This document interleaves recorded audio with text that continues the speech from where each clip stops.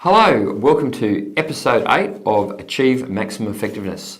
I'm Paul Bindig from Personal Best, and stick around because over the next few minutes I'm going to talk to you about one of my very favourite subjects, proactive versus reactive thinking. A Kangaroo Fern production.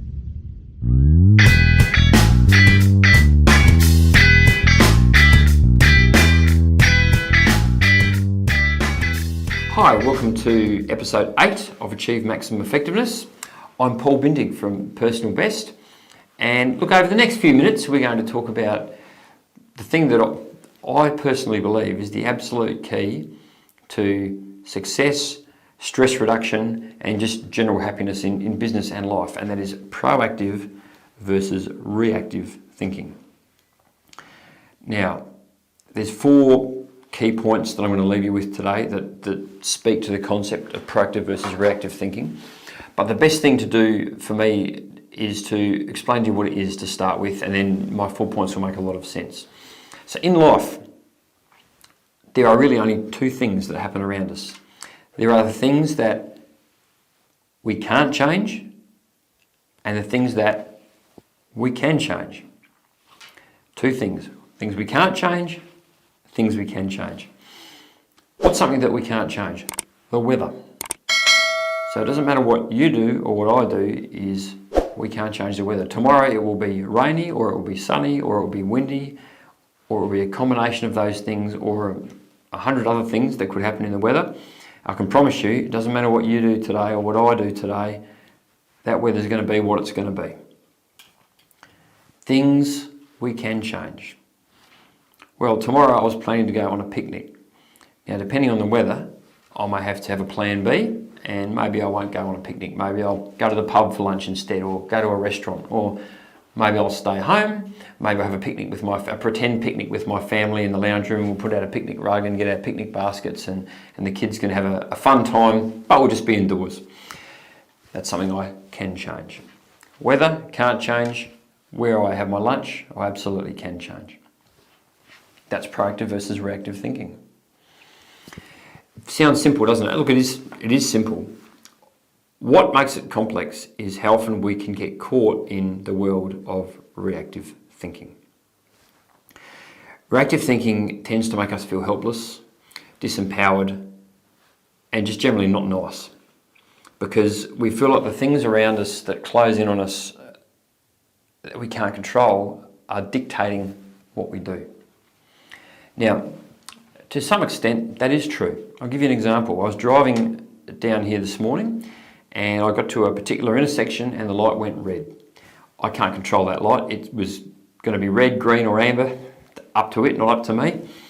When the light's red, do I have the option to run through the light? Well, technically, yeah, I do. But being a sensible person, I live by the rules of the road, so I don't really have the option to run that red light. So yeah, that is an example of reactively, I have to react to that red light by stopping the car. Sometimes it can feel like life's full of red lights. There's all these things happening to me, making me do this, making me do that, making me do the other thing. Where learning to think proactively can help a lot is by thinking a bit more about the big picture.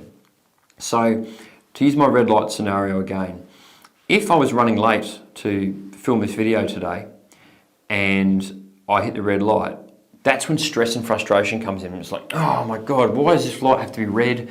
I'm running late. I really want to get and do this video. Now I'm going to be late. I'm not going to have time, and I'm flustered, and I won't be calm, and my thoughts won't come out well, and that's when that spiral of negative thoughts and being upset and stress can really start.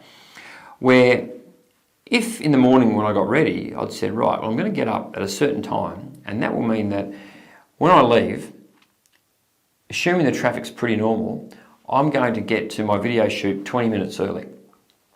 And what that means is if I get a few red lights on the way, or someone crashes their car, or the roadworks are happening, it's not going to mean I'm late. It will just mean instead of being 20 minutes early, I might be 10 minutes early or 5 minutes early. I hope you've liked what you've viewed so far. Make sure you never miss an episode by clicking the subscriber button now. This show is made possible by you, and we really want to thank you for your support. And what that does for me is it just takes all the heat and the stress out of the red light. So I can be reactive. I can react to the red light by stopping, without having reactive thinking and being negative about what's going on. So that's an example of how proactive thinking, which is get up a bit earlier, make sure I'm on time, make sure I'm arriving 20 minutes early, can really, really help. Another example of proactive thinking would be to, in the same situation, would be to, let the production company Kangaroo Fern know that, look, I know we said 9 o'clock that we'd have to be there for the shoot, but it might just be that because I know there's going to be roadworks at Darlington near where I live, I might be 10 minutes late. So I apologise if that happens, but that is a possibility. And that if Michael from Kangaroo Fern says, that's fine, Paul, then again, I've taken the heat out of the situation. Hopefully I'll still arrive on time. But if I don't, well, I know I've already covered that off. Proactive versus reactive thinking. Here are my 4 principles for proactive thinking. If you can think like this and operate like this, it'll make you a lot happier and a lot less stressed. They are, I did it. I own it. I'll fix it. I can change it. I did it. I own it. I'll fix it. I can change it. I did it means, yeah, that was me. Now, where that really, really helps is in the terms of accepting compliments, in terms of taking credit for great work you've done. I did it. But also, I did it means I made that mistake.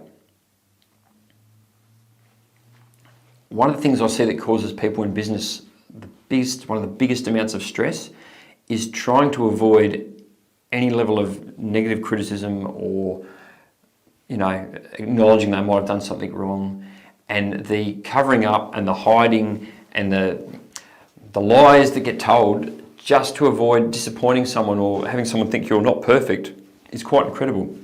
I've got a news flash for you. No one's perfect. We all make mistakes.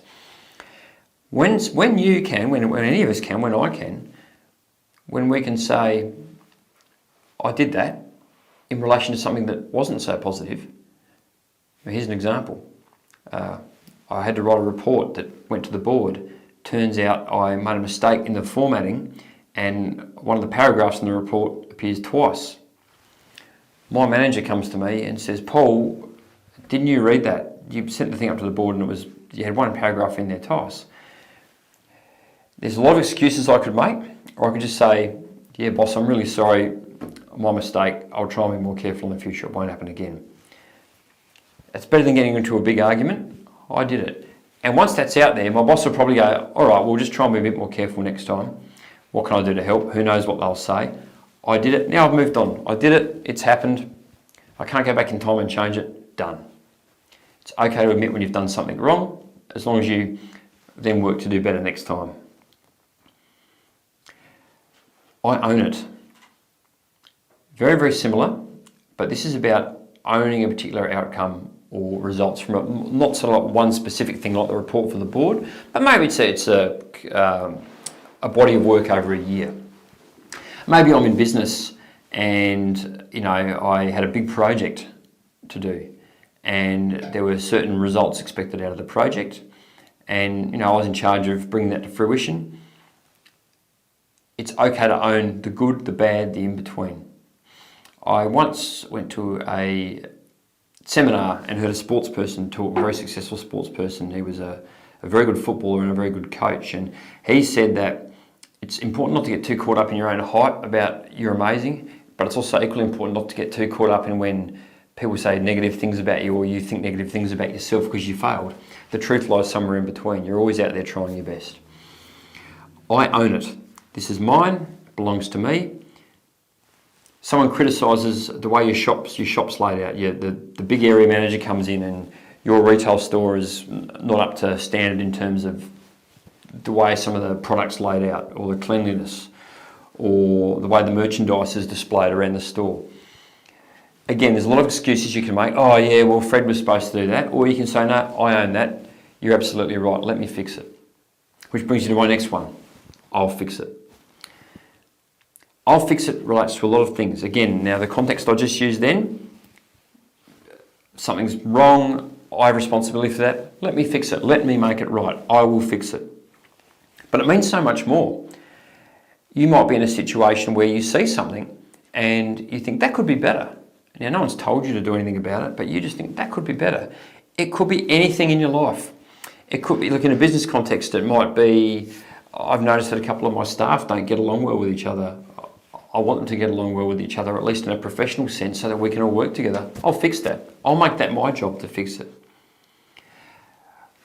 I've been coming to work late 2 out of 3 days this week because I'm not organised in the morning. I'm going to fix that. I want to fix that. I looked in the mirror this morning and I realised I'm 20 kilos heavier than I want to be. I'm going to fix that. I want to get organised and get to the gym and do my very best to do something about it. I'll fix it means I've got the power to make something that's not quite how it should be, in my opinion. The opposite to that, the reactive version of that is, it's not my fault. I can't do anything about it. I'll fix it means I'm prepared to make it better. I'll change it, which is my fourth one. I will change it. Now, I'll change it means I'll take it on myself to make this change. Now, the change could be insignificant. It could be major. I'll change it. I can change it. The weather's coming down. It's going to wreck my picnic. I'll make a change. Can I change the weather? No. But there's lots of things I can change, like where I have my picnic, how I do it. I'll change it means I will take it on, I will make the change I need to make, and I won't blame others for if things go right or wrong. If something goes wrong, it might well be it's because someone else did, but what could I have done differently to prevent that from happening? I will make the change. I will change it. Now, does this mean you have the power to change every single thing in your universe? No, it doesn't. Does this mean that if I sit here and think positive thoughts that I'll be the next winner of the X Factor? No, it doesn't mean that. I'm not a self-help guru and I don't believe in all that sort of stuff. What I do believe is that if you think positively and you think about what you can change, you realise there's a lot more things you can impact than you probably thought there were. Sometimes it's just a case of looking at the issue from a different angle, from a different side, and you think, oh, actually, if I do that differently, that will potentially have this positive effect. And you know what? It doesn't always work either. But if you think like that, what you realise is you have a lot more control over what goes on in your life than you think. And the key to happiness and lack of stress is feeling like you control things as opposed to you're constantly reacting to things that are happening to you. So yes, you do have to react to certain things, but how you react is something you very much control, and how you put things in place to stop some of those things happening or stop those things impacting you also makes a big difference. Proactive versus reactive thinking. So my 4 tips for thinking proactively are: I did it, I own it, I'll fix it, I'll change it. Thank you very much for listening, and we'll chat to you soon. Thanks so much for watching.